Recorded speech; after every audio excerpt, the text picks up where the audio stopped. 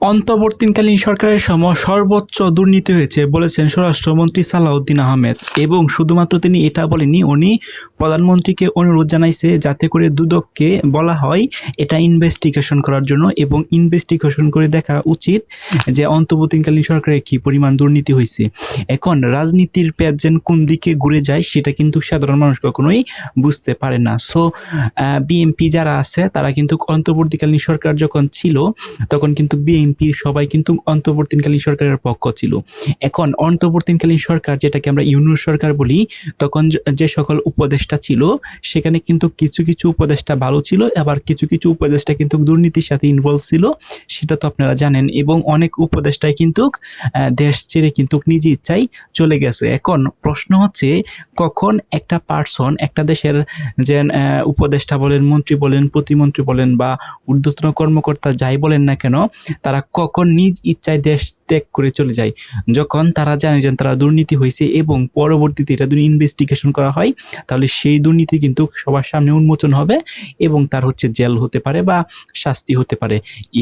এটার জন্যই কিন্তু একটা পার্সন নিজ ইচ্ছায় যাতে করে পালিয়ে যেতে পারে এবং দেশ ত্যাগ করে চলে যায়।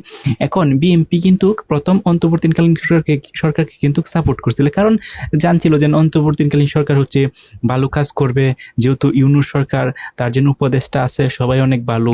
কিন্তু না, এরপরে কিন্তু অন্তর্বর্তীকালীন সরকার যাওয়ার পরেই কিন্তু এই যে দুর্নীতির যেন একটা আলামত সেটা কিন্তু প্রকাশ পাইছে এবার, এবং সবাই কিন্তু জানতে শুরু করছে যে কে কি পরিমাণ দুর্নীতি করছে।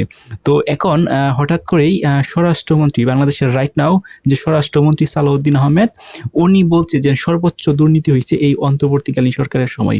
এখন উনি কিন্তু নিশ্চিত দিয়ে বলতে পারে না, কারণ যতক্ষণ পর্যন্ত একটা ঘটনা ঘটে তার তদন্ত বা ইনভেস্টিগেশন না করা হয়, এবং ইনভেস্টিগেশন করার পর যখন প্রুফ না হয় তখন পর্যন্ত কিন্তু এটা বলা যায় না। বাট সালাউদ্দিন আহমেদ বলছে যে তার মানে ধারণা হচ্ছে যে সর্বোচ্চ দুর্নীতি অন্তর্বর্তীকালীন সরকারের সময় হয়েছে, এবং প্রধানমন্ত্রীকে অনুরোধ জানাইছে যে এটার একটা ইনভেস্টিগেশন করা হোক। এবং এই যে বড় বড় যে দুর্নীতিগুলো হয় সেগুলোর ইনভেস্টিগেশন সাধারণত কিন্তু দুদকই করে থাকে বাংলাদেশ। কারণ দেখবেন বড় বড় যে দুর্নীতি হয় সেখানে কিন্তু প্রথমেই দুদক গিয়ে কিন্তু অভিযান চালায়, এবং অভিযান চালানোর পর ইনভেস্টিগেশন করে সেগুলো কিন্তু বের করে।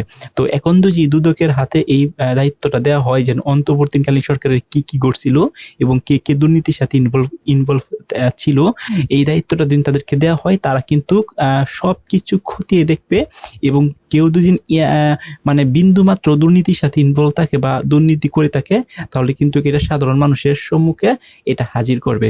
সো এখন মাত্র যদি সময়ের দাবি, এখন যদি প্রধানমন্ত্রী হচ্ছে নির্দেশ দেয় যে অন্তর্বর্তীকালীন সরকার যতদিন ছিল 17-18 মাস, এই 17-18 মাসে যারা হচ্ছে উপদেষ্টা পরিষদে ছিল বা গভর্নমেন্টের বা সরকারি দায়িত্বে ছিল তারা কোনো দুর্নীতির সাথে ইনভলভ ছিল কিনা সেগুলোকে খতিয়ে দেখার জন্য যদি নির্দেশ দেয় তাহলে কিন্তু খুব শীঘ্রই এটা রেজাল্ট একটা আসবে। সো এখন শুধুমাত্র সময়ের দাবি, আপনারা জানতে পারবেন কে কে দুর্নীতির সাথে ইনভলভ ছিল আর কে কে দুর্নীতির সাথে ইনভলভ ছিল না।